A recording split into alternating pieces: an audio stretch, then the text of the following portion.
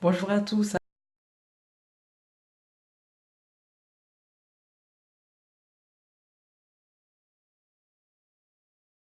Alors, on va tout de suite rentrer dans le vif du sujet. Je pense que vous avez déjà un petit peu compris de quoi on va parler par rapport au titre de la vidéo.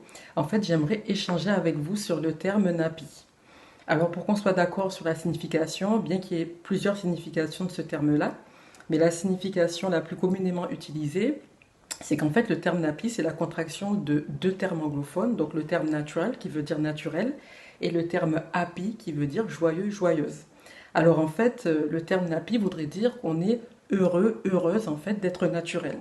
Simplement, ce terme-là, moi je trouve qu'il porte à réflexion parce qu'on pourrait se dire, ben, si finalement on est nous-mêmes, si c'est quelque chose d'acquis, si on est naturel et que c'est ok comme ça et que tout va bien, pourquoi on a besoin d'utiliser un terme pour se qualifier qui fait que c'est comme si on se posait quelque part une sorte d'étiquette pour qualifier quelque chose qui finalement va de soi et qui est naturel.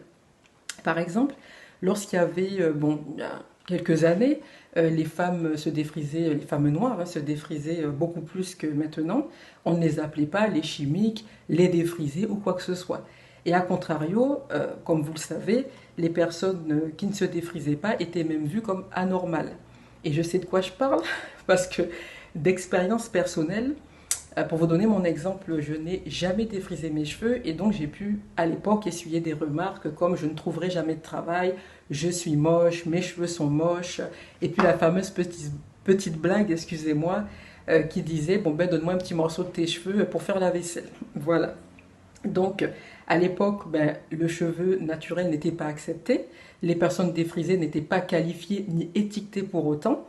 Et aujourd'hui, que les personnes qui se défrisaient ben, sont naturelles et s'acceptent naturelles, en tout cas, je l'espère qu'elles s'acceptent en tant que femmes naturelles, et bien maintenant, il y a une étiquette à poser sur le fait d'être soi-même. Donc, moi, je ne suis pas totalement pour ce terme, en tout cas, il m'emmène à réfléchir. Et si on pousse la réflexion un petit peu plus loin, on peut même se dire, est-ce que ça ne voudrait pas dire qu'être naturel, c'est quelque chose comme un phénomène de mode, comme quelque chose de ponctuel, où ça y est, tout le monde est nappy, tout le monde est fier de l'être, alors que finalement, si on est nous-mêmes, ça doit être tout simplement OK. Et je pense à mon humble avis qu'on n'a pas forcément besoin ni d'une étiquette, ni de se qualifier avec un terme, surtout lorsque nous sommes nous-mêmes.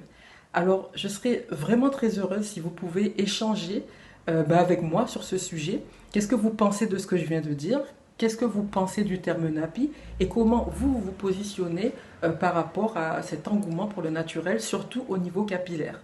Alors je vous dis à tout de suite dans les commentaires et merci de m'avoir écouté. Je vous invite aussi à consulter la chaîne YouTube de la Sublime Nougamiel qui évoque aussi le sujet. Je vous mets tous les liens dans le descriptif. Si vous le souhaitez bien sûr, je vous propose de partager la vidéo pour qu'on soit le plus grand nombre à échanger sur le sujet.